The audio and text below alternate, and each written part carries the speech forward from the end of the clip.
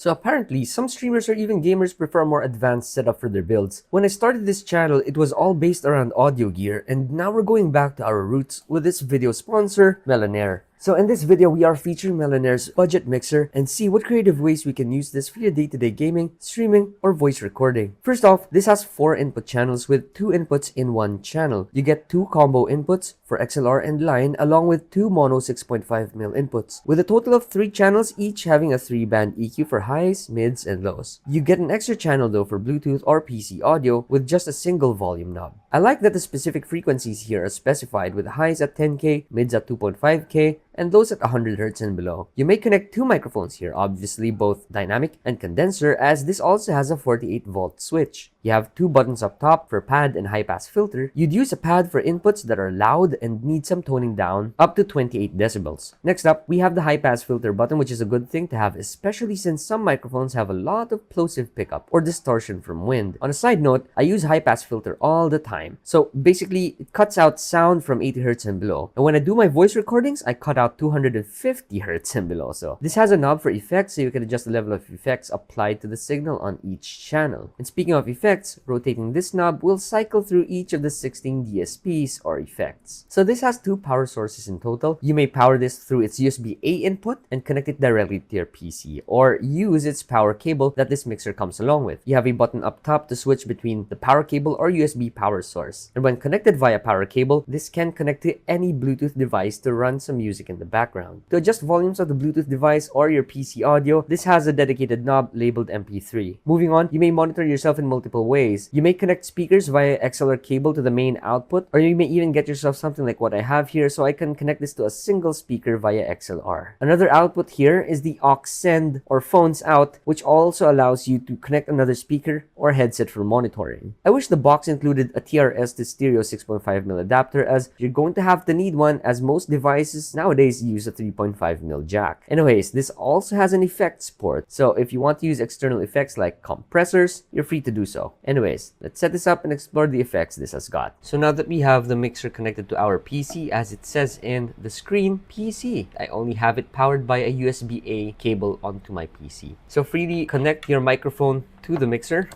There you go. And then out of the box, all the knobs are turned down. So I would put them at unity, just like this level knob right here, except for the FX and gain. We'll play with the gain later on. We'll play with the FX once we have all audio levels at the point where we want them to be. Anyways, I'm gonna start moving the EQs up here. There you go. Next up, connect our monitor here. Headphones. It says phones here, but that's also considered aux send. There you go. I already have a bit of power going through my monitors. I have the slider already cranked all the way up. Now, some people would have this cranked just at 0, but I have it cranked up. I mean, you do what you do, but I've already done some testing a while ago. And yep, having that cranked all the way up would work for my specific setup. And this is when I start playing with the gain knob. All right, so I'm listening to myself through the aux send, test mic, test mic, test mic, test mic. All right, I think I'm getting good signals already. Test mic, test mic. Ooh, that's pretty loud. Test mic. Maybe I have my phones here also. That's a little too loud. Ooh, so it seems I already have this pretty much balanced. I'll tone down the main out to 0 instead of +10. So anyways, this is my workflow for setting up the mixer. Some people would start with the slider, some people would start with level here, but you do what works for you, but this is how I do mine. So before I do any kind of recording, as I said, I personally prefer an aggressive low cut. So I'm taking out 100 Hz and below, so I'd crank lows all the way down. Now this is really useful so your voice does not battle with drums and bass in a band setup or a karaoke setup. Now I also have the mic about half an inch away from my mouth for the best voice isolation and clarity. Now if you have the microphone very close to your mouth, most of the time the proximity effect will be strong, so your voice will sound a little too bassy than you would want it to. And if your voice is very bassy, this is fatiguing to the ears of the listener, or it just wouldn't cut through the mix if you're playing with a band or you're singing a karaoke song. So turn down lows all the way and turn on high pass filter right there, and this is what it sounds like. Check mic, this is what it sounds like with HPF and 100 hertz all the way down. Check mic, this is how our microphone sounds with all EQ and unity. Again, let's take away 100 hertz. Check mic, turn on HPF, check mic. I don't know if my computer picked this up, but it took away a lot of the background noise. Because when I'm recording my vocals, I don't need 250 hertz and below. So there's that. Anyways, let's proceed with the effects. So firstly, we have the effect set to number 1. So that's the first effect. I would turn up parameter to unity. I'd turn up effects level to mid. I would also turn up the effects level here to mid. Now you're still not hearing the effect because you still need to up the effects send. Mic check. This is effect number 1. Moving on. Effect number 2. Mic check. This is effect number 2. Mic check. This is effect number 3. Mic check. This is effect number 4. Mic check. This is effect number 5. Check mic. I believe this is the room effect. Anyways, on to effect number 6. Check. Oh, this is delay. To number 7. Check. On to number 8. Check mic. This is what effect number 8 sounds like.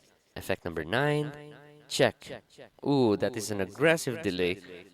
Check mic. That is more aggressive. Check mic. We are at 11. Check mic. Ooh, wow.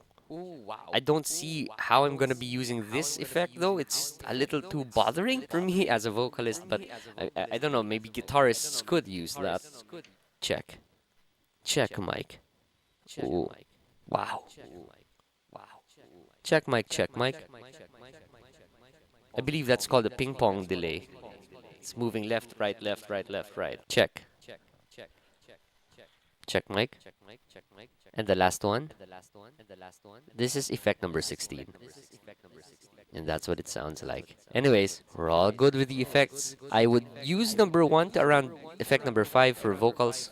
Oh my goodness, that was a bit bothering, having ping pong delay for your voice. I mean, yeah, you could use that for guitars, but I don't really see myself using this for vocals. Let's move on.